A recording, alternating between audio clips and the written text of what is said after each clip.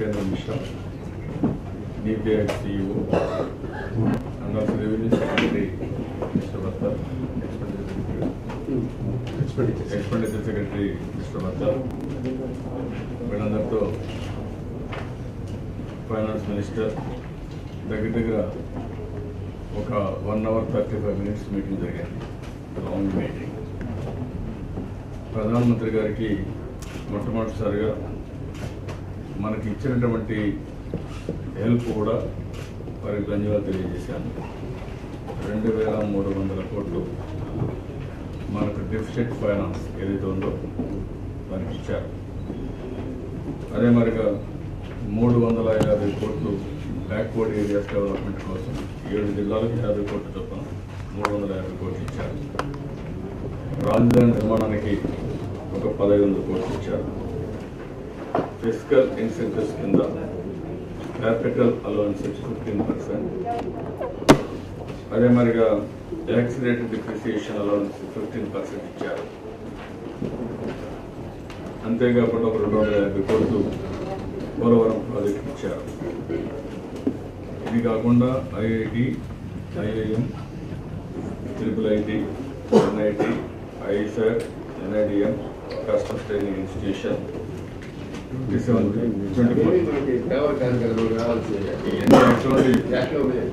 అన్ని యాక్ట్లో ఉండేవి చెప్తాను. యాక్ట్లో ఉండేటి కూడా చెప్పాలి కదా చేసినప్పుడు. కాబట్టి ముందు మనం ప్రిపరేషన్ ఆఫ్ గ్రౌండ్ కూడా చాలా ఇంపార్టెంట్. మనకి ఇచ్చినవన్నీ కూడా ఒకసారి అక్నాలెడ్జ్ చేసి గవర్నమెంట్ ద్వారా ఈ సంవత్సరంలో వచ్చిన విషయాలు కూడా ప్రధానమంత్రి గారికి ధన్యవాదాలు తెలియజేస్తాం. అదే మరిగా అక్కడి నుంచి నేను చాలా స్పష్టంగా విభజన జరిగిన విధానం, విభజన వల్ల ప్రజల యొక్క సెంటిమెంట్స్ ఏ విధంగా దెబ్బతిన్నాయి, అదే మరిగా ప్రజలు ఏ విధంగా ఈరోజు ఇబ్బందుల్లో ఉన్నారు, ఇవన్నీ కూడా చాలా డీటెయిల్గా ఎక్స్ప్లెయిన్ చేశాం. ఎందుకంటే ఈ సంఘటన పూర్వోత్తరాలు కూడా ప్రధానమంత్రి గారికి తెలియాలి. అందుకే ఆ రోజు కాంగ్రెస్ చేసిన విధానాలన్నీ కూడా 1 by 1 ఆ రోజు ఇక్కడ వార్ రూమ్ పెట్టడం, డిఫెన్స్ ఫ్లైట్లో బిల్లు తీసుకురావడం, అక్కడి నుంచి ఇక్కడ మళ్ళా అసంపూర్ణంగా ఆ యాక్ట్లో పెట్టడం, ఇక్కడ పార్లమెంట్ డోర్స్ అన్ని మూసేసి టీవీ కూడా కట్ చేయడం, ఇవన్నిటి వల్ల ప్రజల యొక్క మనోభావాలు చాలా తీవ్రంగా దెబ్బతిన్నాయి. ఆ విషయాలు వారి దృష్టి తీసుకొచ్చారు. ఆ తర్వాత ఆ రోజు యాక్ట్లో ఈ కూడా చదివి కూడా ఇచ్చారు ప్రధానమంత్రి గారికి. ఎందుకంటే ఆనాటి ప్రధానమంత్రి ఒక స్టేట్మెంట్ చేశారు పార్లమెంట్లో. ఏది అరుణ్ జైట్లీ గారు, వెంకయ్యనాయుడు గారు గట్టిగా పట్టుకున్న తర్వాత, mister chairman sir, I have listed very carefully to the views expressed by the leader of opposition and all the other members who have spoken, especially those from Andhra Pradesh. I would like to make a few further announcements in this regard. First, for purpose of central assistance, special category status will be extended to the successor state of Andhra Pradesh, comprising 13 districts, including the 4 districts of Rayalaseema and 3 districts of North Coastal Andhra, for a period of 5 years. This will put the state's finances on a firmer footing. అని ఒక 6 announcement. దాని తర్వాత ఏదైతే fiscal tax incentive, తర్వాత వచ్చి backward area development, తర్వాత పోలవరం, ఆ తర్వాత మీరు చూస్తే స్టేట్కి కావాల్సినటువంటి ఈ డేట్ లోపల నోటిఫైడ్ మొత్తం అన్ని విషయాలు పరిష్కారం చేస్తాం. 14th ఫైనాన్స్ కమిషన్ వచ్చే లోపల ఏదో డిస్ట్రిక్ట్ ఫైనాన్స్ ఇస్తామని చాలా స్పష్టంగా చెప్పారు. ఆ విషయాలన్నీ కూడా ప్రధానమంత్రి గారు దృష్టి తీసుకొచ్చి 2014-15 ఎస్టిమేటెడ్ ఫైనాన్షియల్ రెవెన్యూ డెఫిసిట్ అంతే ఆ రోజు 14-15 మనకు రావాల్సిన రెవెన్యూ డెఫిసిట్ 15,000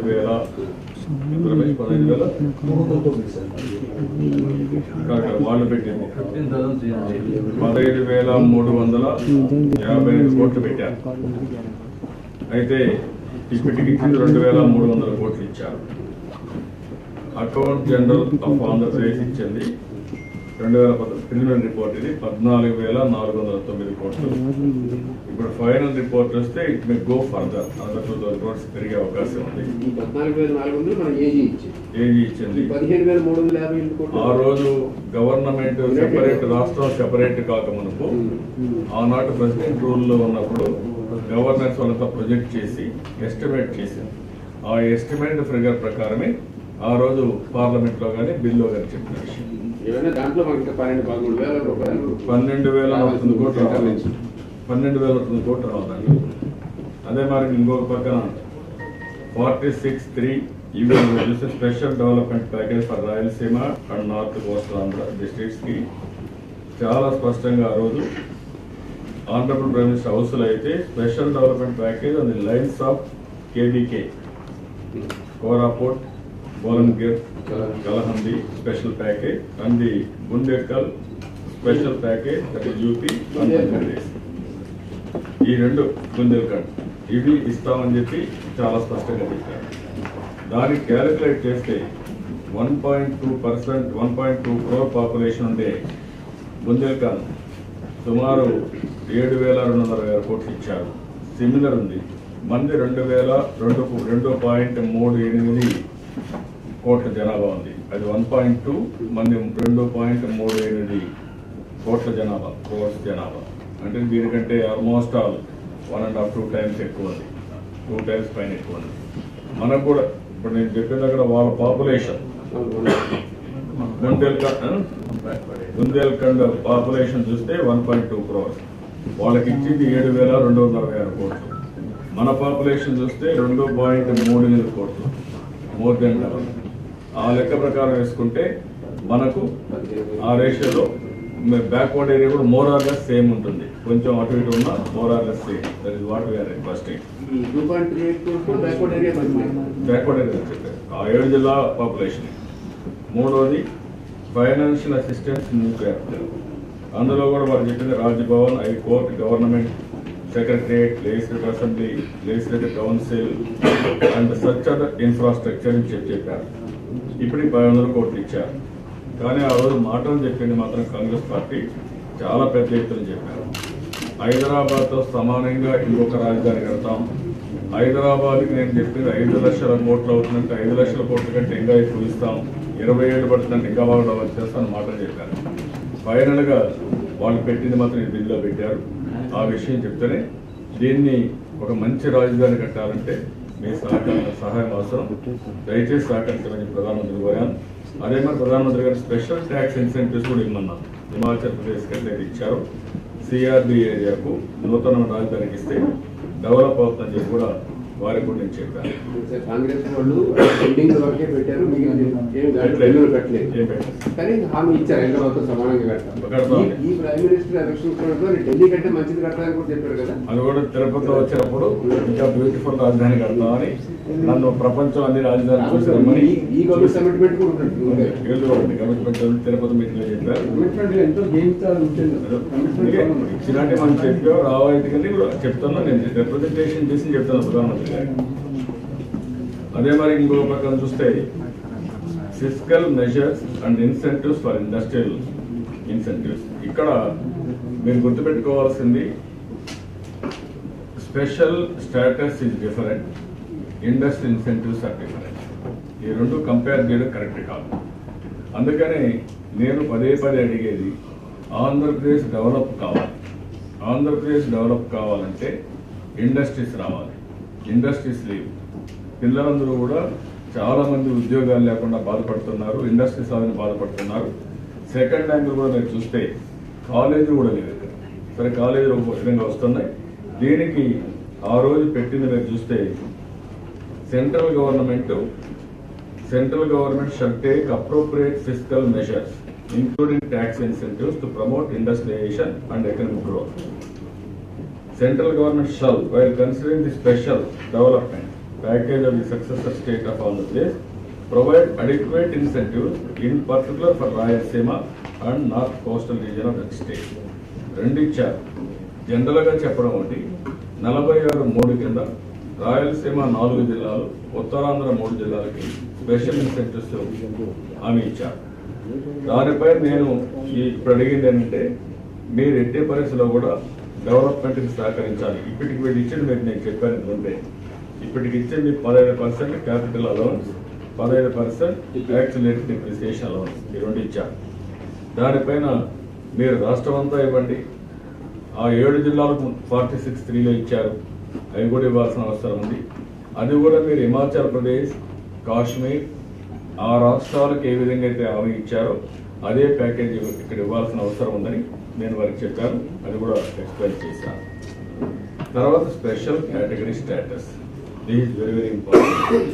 స్పెషల్ కేటగిరీ స్టేటస్లో ఏముంది అనుకున్నప్పుడు ఒకటి EAP projects 90% government of India grant, 10% రాష్ట్ర ప్రభుత్వం. రెండు central assistance to the state plan assistance ఏవైతే స్కీమ్స్ ఉన్నాయో సెంట్రల్ స్పాన్సర్ స్కీమ్స్ అన్ని 90-10 ఈ రెండు వస్తాయి. దీనికి ఇండస్ట్రీ ఇన్సెంటివ్స్కి సంబంధం లేదు. ఇండస్ట్రీ ఇన్సెంటివ్స్ వేరే, ఇది వేరే. అందుకని నేను చాలా స్పష్టంగా దీనిపైన ఇది చేశాను. 90-10 వస్తుంది, ఇక్కడ 90-10 వస్తుంది. ఆంధ్రప్రదేశ్ బాగా వినపడింది, మాకు ఇవ్వాలి. ఆ రోజు ప్రధానమంత్రికి ఇది కూడా చదివించింది. ఎందుకంటే అరుణ్ జైట్లీ గట్టిగా పట్టుబట్టిన తర్వాత వారు 15 ఏళ్ళు అంటే కాదు 10 ఏళ్ళు అని చెప్పి డిమాండ్ చేయడం, దానిపైన ఈ స్టేట్మెంట్ ఇవ్వడం మెన్షన్ చేశారు. కాబట్టి క్యాబినెట్కి వెళ్ళింది. వెళ్ళిన ప్లానింగ్ కమిషన్ విజిట్ చేశారు. ప్లానింగ్ కమిషన్ లేదు, కాబట్టి మీరు తప్పకుండా ఇవ్వాలి అనే విషయం వారిని రిక్వెస్ట్ చేశాను. వారిని రిక్వెస్ట్ చేసిన తర్వాత దీన్ని ఎగ్జామిన్ చేస్తామని, ఏ విధంగా చేయాలో ఆలోచిస్తామని. ఎందుకంటే 14th ఫైనాన్స్ కమిషన్లో చెప్పారు. చెప్పిన తర్వాత how to overcome that, how to help అనేది మాట్లాడతామని చెప్పి వారు హామీ ఇచ్చారు. నేను షెడ్యూల్ 13 కింద ఏపీ రీఆర్గనైజేషన్ యాక్ట్ కింద ఇన్స్టిట్యూషన్స్ అన్ని చెప్పాను. ఇప్పటికి ఇచ్చినట్టే కాకుండా ఇంకా ప్రాసెస్లో ఉన్నాయి. Central university, tribal university, agriculture university, petroleum university, AIIMS, ఇవన్నీ కూడా కన్సిడరేషన్లో ఉన్నాయి. సార్ ఇప్పుడు చిన్న క్లారిఫికేషన్, స్పెషల్ హోదాకు సంబంధించి మీరు రిక్వెస్ట్ చేసినప్పుడు ఆయన దాన్ని ఎగ్జామిన్ చేస్తానన్నారా, లేకపోతే how to overcome the problems and how to help you in alternative way? నాకు ఇప్పుడు అందరికి కూడా అర్థమయ్యేదానికి నేను ఫ్రమ్ ది బిగినింగ్ చెప్పేది ఒకటే చెప్తున్నాను. మంది ఒక నూతన రాష్ట్రం, బైఫర్కేషన్ యాక్ట్లో కొన్ని ప్రొవిజన్స్ పెట్టారు, ప్రామిస్లు కొన్ని హౌస్లో ఇచ్చారు. ఆ తర్వాత మేము కూడా ప్రజల్లోకి వెళ్ళిన తర్వాత ఇంకా బెటర్గా చేస్తామని ఇప్పుడే ప్రధానమంత్రి గారు మేము కానీ చెప్పాం. చెప్పిన తర్వాత ప్రజలు నమ్మి మాకు మ్యాండేట్ ఇచ్చారు. నేను ఆ రోజు ముందు కానీ తర్వాత కానీ మీరు ఇప్పుడు గుర్తుపెట్టుకోవాల్సిన అడిగింది ఒకటే అడుగుతున్నాను. వీడితోనే ఆంధ్రప్రదేశ్ అభివృద్ధి అయిపోతుందని కాదు, కానీ తమిళనాడు, కర్ణాటక, తెలంగాణ ఈ 3 రాష్ట్రాలు నైబరింగ్ స్టేట్స్ ఫర్ ఆంధ్రప్రదేశ్. ఈ 3 నైబరింగ్ స్టేట్స్తో సమానంగా అభివృద్ధి అయ్యే వరకు, లెవెల్ ప్లేయింగ్ ఫీల్డ్ వచ్చే వరకు కేంద్రం సహకరించండి, చేయూతనివ్వండి. ఇది my demand from the beginning. ఇప్పుడు కూడా నా డిమాండ్ అది. మీరు అది చేయండి, మళ్ళీ మా కాళ్ళపైన మీద నిలబడతాం. అంతవరకు మీరు చేయకుండా మేము కోరుకున్న ఇది కాదు, ఇది విభజన కాదు. విభజన కూడా జరిగిన తీరు అభ్యంతరకరం, బాధాకరం, హ్యూమిలియేషన్ జరిగింది. రెండోది, వేరే రాష్ట్రాలతో ఈ రాష్ట్రాన్ని పోల్చడానికే వీలు లేదు. ఎందుకంటే వేరే రాష్ట్రాలు కోరుకొని విభజన చేసుకున్నారు. ఛత్తీస్గఢ్ వాడు కోరుకున్నారు, లేకపోతే జార్ఖండ్ వాడు కోరుకున్నారు, లేకపోతే ఇంకొక ఇది వాడు కోరుకొని చేసుకున్నారు. కానీ ఇక్కడ రాజధాని 60 సంవత్సరాలు డెవలప్ చేశామని ఫీలింగ్ ఉండేటప్పుడు, ఉన్న పళంగా వెళ్ళిపోమన్నప్పుడు 60%, 58% జనాభాకి న్యాయం చేయాల్సిన బాధ్యత కేంద్రం పైన. ఆ విషయమే ఫస్ట్ నుంచి నేను అడుగుతాను. ఈ రోజు కాదు, నేను ఆ స్టాండ్ పైన ఉన్నాను, అప్పటికి ఇప్పటికి ఆ స్టాండ్ పైన ఉన్నాను. దానికి కావలసిన విధంగా వనరులు, కావలసిన విధంగా డెవలప్ చేయండి. మేము కూడా నేషనల్ డెవలప్మెంట్ కంట్రిబ్యూట్ చేస్తాం. It is matter of time. అదే విషయం ఇప్పుడు కూడా అడిగాను. అదే మరి చెప్పినట్టు పేరు ముఖ్యం కాదు, డబ్బులు సాయం కావాలి. ఒకవేళ నేనేమంటానంటే వాళ్ళు నష్టం లేకుండా ఏం చేసి వర్కౌట్ చేయండి. నీతి ఆయోగ్ గారు అందరూ వర్కౌట్. నాకు కావాల్సింది ఏంటంటే ఇప్పుడు మనకు ట్రాన్స్పరెన్స్, మనకు కూడా ఒక ఐడియా ఉండాలి, ట్రాన్స్పరెంట్గా కూడా ఉండాలి. స్పెషల్ స్టేటస్ వస్తే ఏమొస్తాయి? 2 benefits, 90-10 central sponsor schemes and also EAP.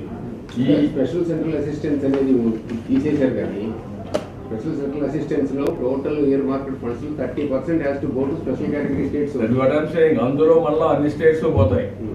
అన్ని స్టేట్స్ కూడా 90-10 వస్తుంది. ఇప్పుడు అది 32 నుంచి 42% స్టేట్స్ కి ఇచ్చారు. 62 నుంచి 52 దిగిపోయింది. నష్టం జరిగింది. ఇవన్నీ వచ్చినప్పుడు అదే మరి ఈఏపీ ప్రాజెక్టులు ఉన్నాయి. ఈఏపీ ప్రాజెక్టులు కేంద్ర ప్రభుత్వం ఎప్పటికప్పుడు మళ్ళీ డబ్బులు రిలీజ్ చేయాలి. 90-10 అన్నప్పుడు దానికి ఎంత వస్తుందో కావాలి. ఇవి లేకుండా 90-10 ఇచ్చాం, మీకు సెంట్రల్ స్పాన్సర్ స్కీమ్స్ ఇచ్చాం, మీరు ఎక్కువ అంటే ఎక్కడ అవుతుంది? కాదు కదా. That is where I'm asking from the beginning. ఏం చేస్తారో మీరు స్పష్టంగా చెప్పండి, నేను ప్లాన్ చేసుకుంటాను. హోదా ఇచ్చినప్పుడు ఇప్పుడు అనుకున్న లాభం కలగదు. ఇప్పుడున్న పరిస్థితుల్లో హోదా ఇచ్చినప్పుడు అనుకున్న లాభం కలగదు మనకి. నేను ఏంటంటే మీరు హోదా ఇచ్చి సెంట్రల్ స్పాన్సర్ స్కీమ్ ఇవ్వలేదనుకో, లేకుంటే ఈఏపీ ఇవ్వలేదనుకో, ఆ 2 వల్ల లాభం ఏమొస్తుంది? మనం ఏదో దీన్ని ఒక పెద్ద గట్టిగా పట్టుకుని ఇది కావాలని చెప్పి పోరాడిపోయి ఓకే మీకు ఇచ్చాపోండి, ఏమి చేసుకోమంటే నేనేం చేసుకోవాలి. నేను అడిగేది ఫస్ట్ నుంచి ఒకే డిమాండ్ అడుగుతున్నాను. మీరు ఏ పేరుతో ఇస్తారు నాకు తెలియదు. ఆంధ్రప్రదేశ్ అన్ని రాష్ట్రాలతో సమానంగా లెవెల్ ఫీల్డ్ వరకు రావాలి.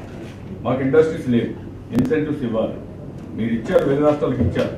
ఆ రోజు మీరు చెప్పారు, ఇమ్మని కోరుతున్నాను.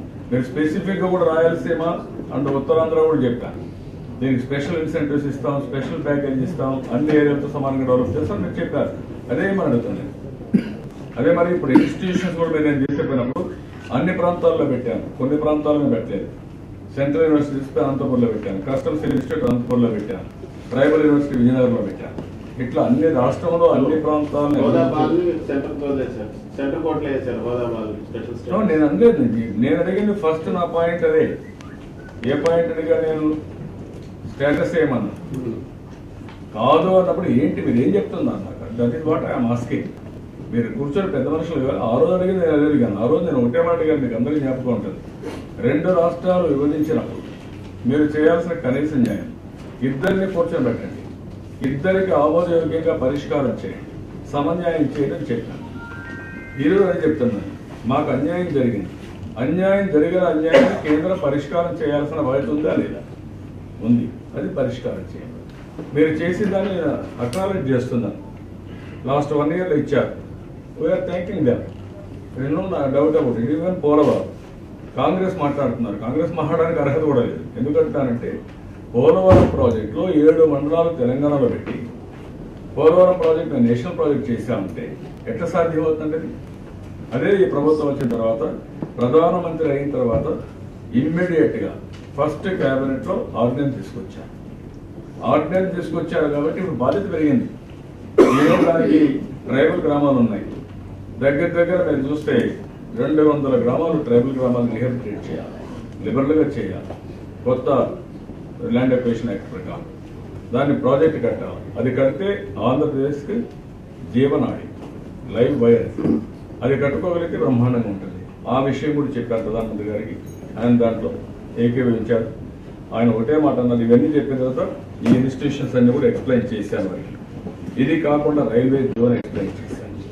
అదే మరి ఎయిర్పోర్ట్స్ పెట్టినట్టు విశాఖపట్నం, విజయవాడ, తిరుపతి ఇంటర్నేషనల్ ఎయిర్పోర్ట్స్ కానీ, దుగ్గిరాజపట్నం పోర్ట్ డెవలప్మెంట్ కానీ, ఇంకో పక్కన IOC HPCL oil refinery cracker unit విషయం కానీ, కడపలో integrated steel plant, Visakhapatnam Chennai industrial corridor, ఈ విషయాలన్నీ చెప్పాం.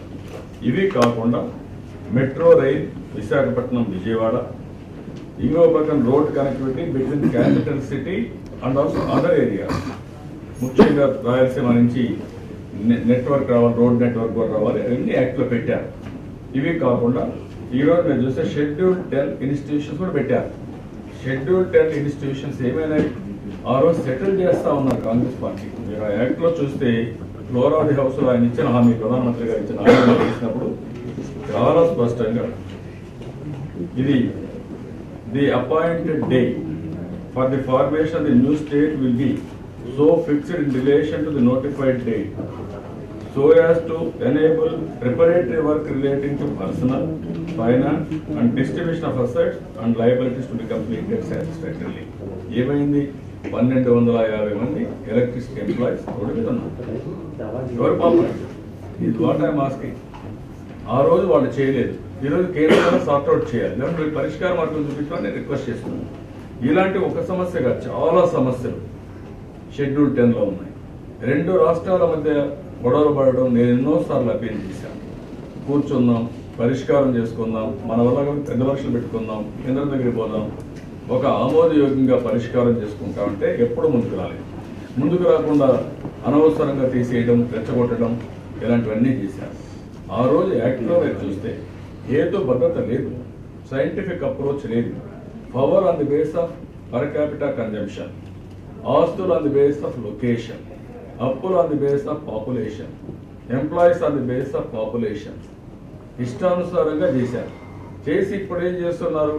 ఇవన్నీ కూడా లేనిపోని విభేదాలు, విద్వేషాలు రెచ్చగొట్టే పరిస్థితికి వచ్చారు. నేను అందుకనే కేంద్రం అన్ని విధాలు సహకరించాలి. నేను ఎప్పటి నుంచో కోరుతున్నా. నాకు ఈ సమస్యల పరిష్కారం మేము కష్టపడుకుంటాం, కష్టపడి మళ్ళా రాష్ట్రాన్ని అభివృద్ధి చేస్తాం. తెలంగాణకి ఆంధ్రప్రదేశ్కి మధ్య విభేదాలు లేవు. నాయకులు సృష్టించే ఆర్టిఫిషియల్ ఇవన్నీ ప్రజల మధ్య లేవు. తెలుగువారంతా ఒకటే, కానీ వీళ్ళు కావాలని రాజకీయ స్వార్థం కోసం క్రియేట్ చేసుకుంటున్నారు. నేను అందుకే ఎన్నోసార్లు అప్పీల్ చేసి రాలేదు. దేనికి కేంద్రం పరిష్కారం చేయాలి, సరైనటువంటి న్యాయం చేయాలి.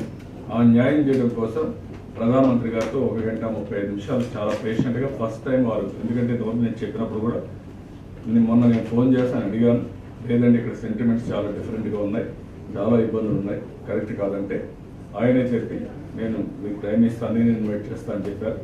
ముందు ఒక టైం ఇచ్చారు, ఆ రోజు మీటింగ్ మళ్ళీ పిలిచారు. పిలిచిన తర్వాత వాళ్ళు కొంత హోంవర్క్ కూడా చేశారు.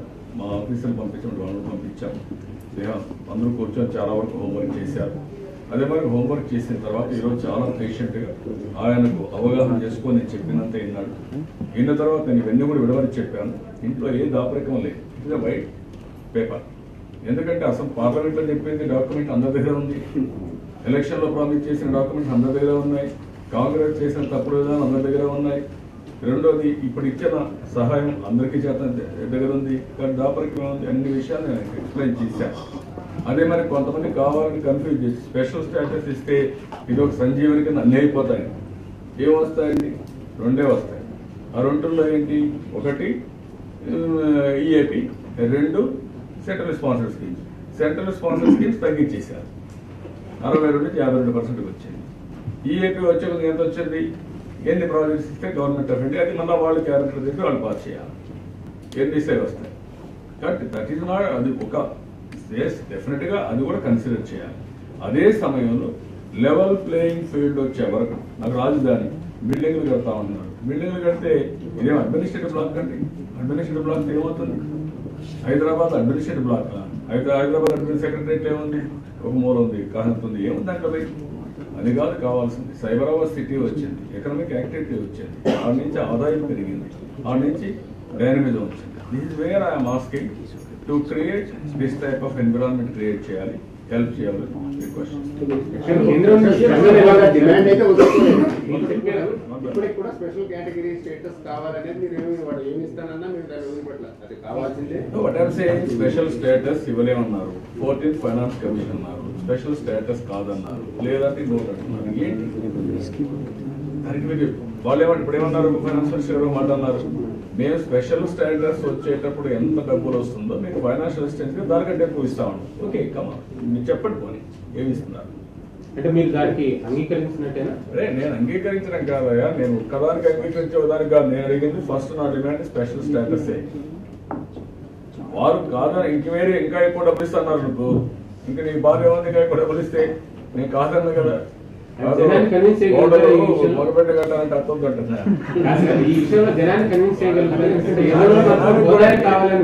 కాదు. కొంతమంది మాట్లాడచ్చు, పబ్లిక్ నీకంటే నాకంటే తెలివైన వాళ్ళు. స్పెషల్ ఇండస్ట్రీ ఇన్సెంటివ్స్ ఎక్కడ దాంట్లో అంటే అది ఇచ్చేసి నీకు స్పెషల్ స్టడీస్ ఇచ్చాంపో ఇండస్ట్రీస్ ఇన్సెంటివ్స్ ఇవ్వలేదంటే what is the benefit for us? Incentives గురించి చట్టంలోనే ప్రస్తావించారు కదా సార్. చట్టంలో ఉన్నదాన్ని ఇవ్వడానికి చట్టాన్ని యాజ్ ఇట్ ఈస్ ఇంప్లిమెంట్ చేయాలి, అమలు చేయాలి.